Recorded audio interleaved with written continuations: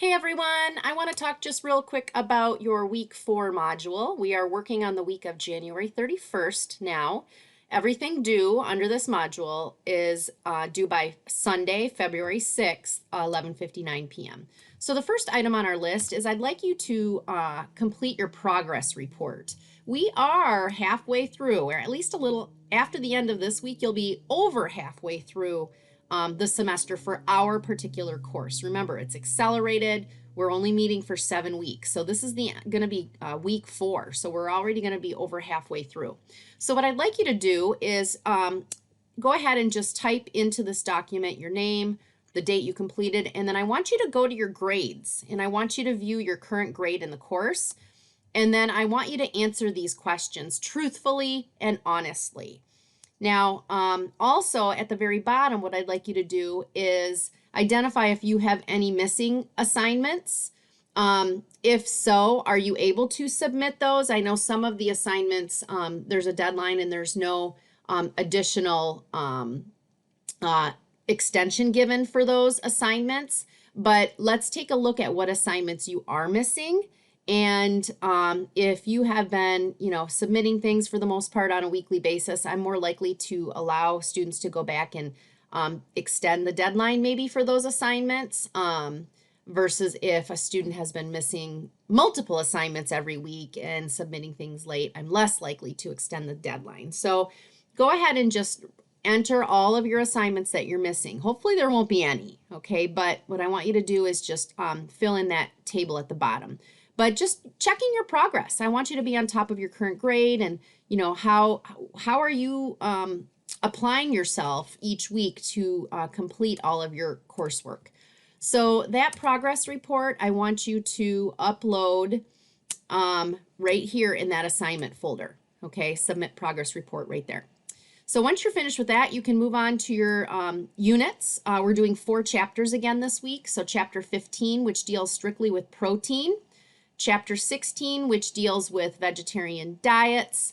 Chapter 17, which deals with food allergies and intolerances. And then chapter 18, which deals with fat. So here again, as always, I'm not going to go through every single link. You're probably getting the gist of how the course is broken down. And again, I would encourage you to do it by chapter. So start with chapter 15.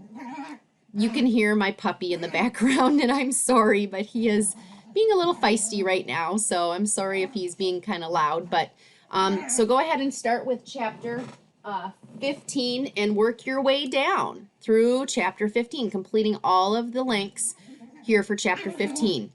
Then you can see your diet and wellness lab report that you're going to be completing is for protein this week. So last week you were able to analyze just your carbohydrate and your fiber intake to kind of see, hey, how am I doing with my carbohydrate intake? Now this week you're going to look at your protein intake. Now you are more than welcome to use the same 3 days of foods that you logged for your carbohydrate intake. Okay, you're just going to generate some different reports for this particular lab to be able to answer the questions. If you want to enter 3 new days worth of foods, completely feel free to do that.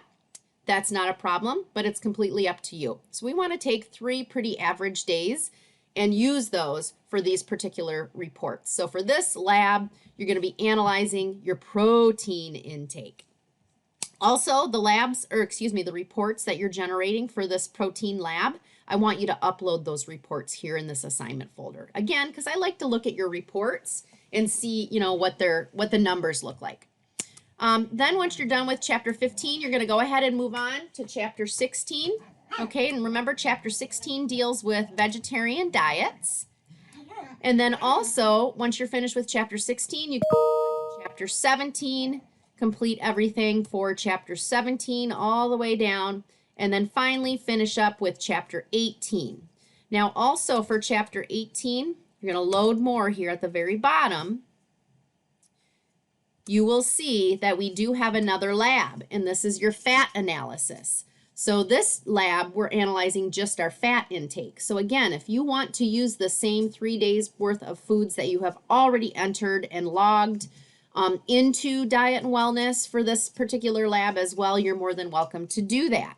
But this, again, this particular lab is really just looking at your fat intake. So the reports that you generate for that lab, you're going to upload right here in this assignment folder.